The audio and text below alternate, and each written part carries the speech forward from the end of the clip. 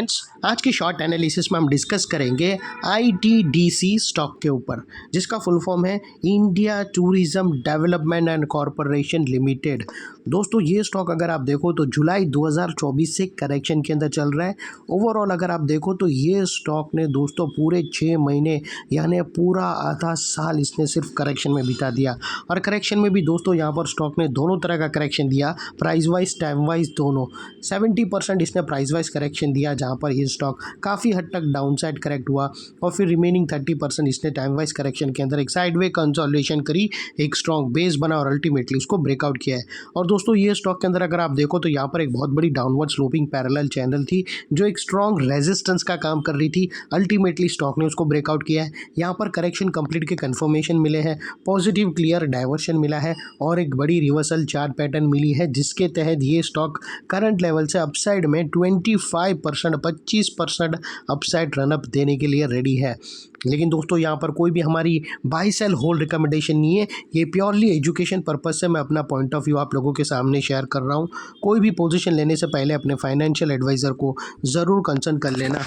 दोस्तों, आप लोग देख सकते हो कि ये वो टॉप था जहाँ से एक ज़बरदस्त डाउनसाइड करेक्शन स्टार्ट हुआ प्राइस वाइज करेक्शन के through downward sloping parallel channel के अंदर।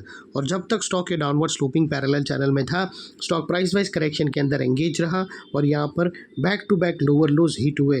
दोस्तों, अगर आप देखो तो फर्स्ट लोअर लोज यहाँ ट्रिगर हुआ, सेकंड लोअर लोज यहाँ पर, थर्ड लोअर लोज यहाँ पर, फोर्थ और लास्ट लोअर लोज यहाँ पर। और जैसे ही दोस्तों ये downward sloping parallel channel upside में ब्रेकआउट हुई, इसने मल्टीपल हायर हाइज को ब्रेक करके उसके अबाउ सस्टेन क्लोजिंग देकर कंफर्म कर दिया करेक्शन कंप्लीटेड।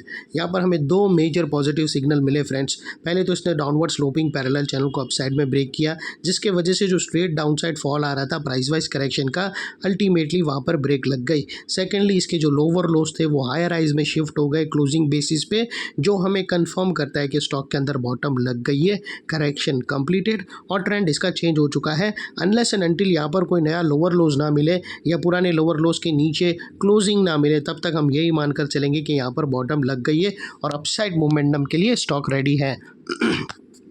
और दोस्तों, बात कर लेते हैं यहाँ पर डाइवर्शन की। तो फ्रेंड्स, अगर आप RSI डालकर चेक करो तो आपको यहाँ पर क्लियरली पॉजिटिव डाइवर्शन विटनेस होता है। प्राइस एक्शन के जो लास्ट लोअर लो स्विंग थे दोस्तों, अगर वो देखो तो वो डाउन साइड की तरफ टिल्ट हुए हैं यही। और वही दोस्तों, अगर आप RSI के अंदर देखो तो वो अपसाइड में टिल्ट हुआ है और यहाँ से हमें ब्रेकआउट मिला है, जो एक अपसाइड मोमेंटम पंप कर सकता है स्टॉक के अंदर। और अल्टीमेटली दोस्तों, बात कर लेते हैं यहाँ पर चार्ट पैटर्न की। तो फ्रेंड्स, अगर आप देखो तो यहाँ पर हमें एक ज़बरदस्त ascending triangular chart pattern breakout होता हुआ क्लियरली विटनेस होता है। दोस्तों, अगर आप देखो तो यहाँ पर फ्रेंड्स, अगर आप नोटिस करो तो यहाँ पर हमें clearly ascending triangular chart pattern breakout होता हुआ मिलता है और ये दोनों नेकलाइन के ऊपर वेल सस्टेन क्लोजिंग दी है। और दोस्तों, ये जो इनसाइड रेंज है ट्रायंगुलर के चार्ट पैटर्न की, ये 25% की रेंज है, जो ऑलरेडी ये नेकलाइन के ऊपर क्लोजिंग मिल चुकी है। अपसाइड सस्टेन मूव स्टार्ट हुआ तो स्टॉक 25% तक रनअप दे सकता है।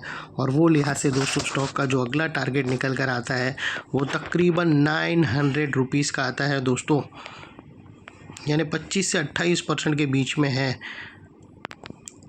900 का टारगेट 28% के आसपास आता है, यानी ओवरऑल अगर आप देखो तो 25% से भी ज़्यादा का मूवमेंट आ सकता है ये स्टॉक के अंदर।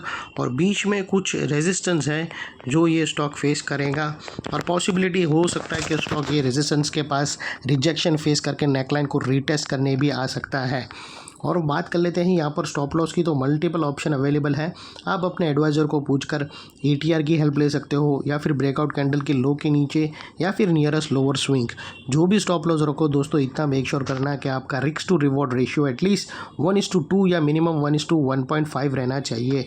और फाइनली दोस्तों, नेकलाइन के पास का ये एरिया बहुत ही इंपॉर्टेंट एरिया बनकर ट्रिगर होगा, बिकॉज मल्टीपल पॉजिटिव फैक्टर्स यहाँ पर एक्शन में आते हुए मिले।